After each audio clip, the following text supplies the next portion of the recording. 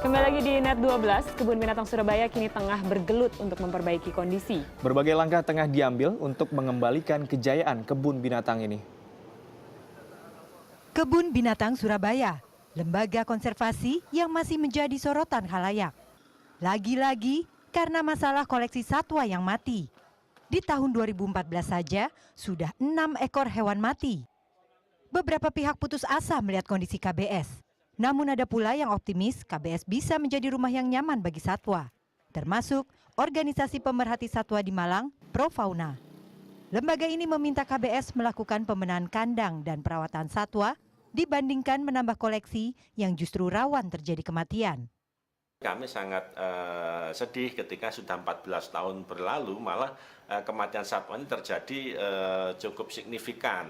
Yang ini juga tidak terlepas dari konflik internal mereka yang tidak ada ujung pangkalnya. Selain karena kondisi kandang kurang layak, konflik berkepanjangan tanpa ada jalan keluar juga menjadi faktor lain penyebab kematian satwa-satwa KBS.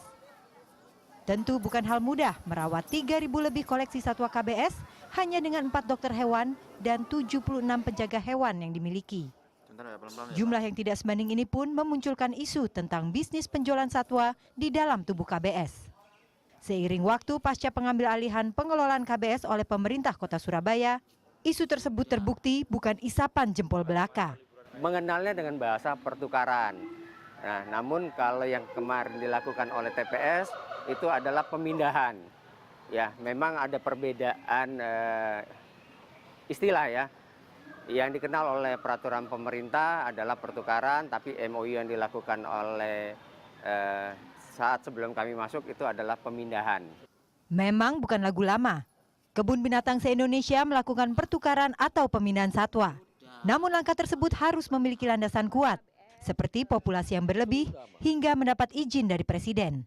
Kalau yang tadi pertukaran ada di Permenhub 63. Permenhub 63 tahun 2013. Sudah diatur itu. Diatur.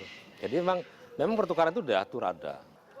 Mengetahui konflik KBS semakin meruncing, Wali Kota Surabaya Tri Risma Harini geram. Selain meminta kepolisian mengusut tuntas kematian satwa, Wali Kota juga melaporkan temuan penyelewengan aset negara, khususnya koleksi satwa, kepada Komisi Pemberantasan Korupsi KPK di Jakarta. Menatap jauh ke depan membenahi Kebun Binatang Surabaya, Wali Kota Tri Risma Harini merancang sejumlah rencana. Tri Risma Harini memerintahkan perusahaan daerah Taman Satwa, PDTS, segera mengukur luas kandang untuk diperbaiki, memasang kamera pemantau serta akan merombak 186 karyawan KBS. Anggaran 15 miliar rupiah dari dana APBD ditambah 54 miliar rupiah modal perusahaan daerah Taman Satwa pun telah disiapkan untuk pembenahan awal KBS. Saya yakin, aku dulu di Pemkot itu juga begitu. Digitukan aku. Semua, Risma itu keras, Risma itu orang suruh kerja terus gitu kan. Tapi ya bisa, akhirnya juga bisa kan menjadi satu tim, begitu. Ya Pak masih ada 1-2 yang begitu, tapi kan bisa gitu loh. Pertanyaan terus berdatangan.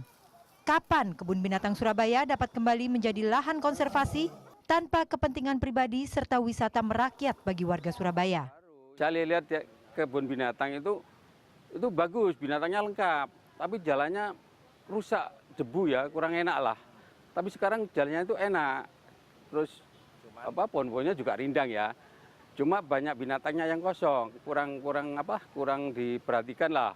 Kita lihat bahwa masyarakat menengah ke bawah, sebenarnya menengah ke bawah itu sangat mendukung Risma. Selama ini kan banyak sekali prestasi-prestasi yang diberikan oleh wali kota terhadap masyarakat Surabaya sendiri.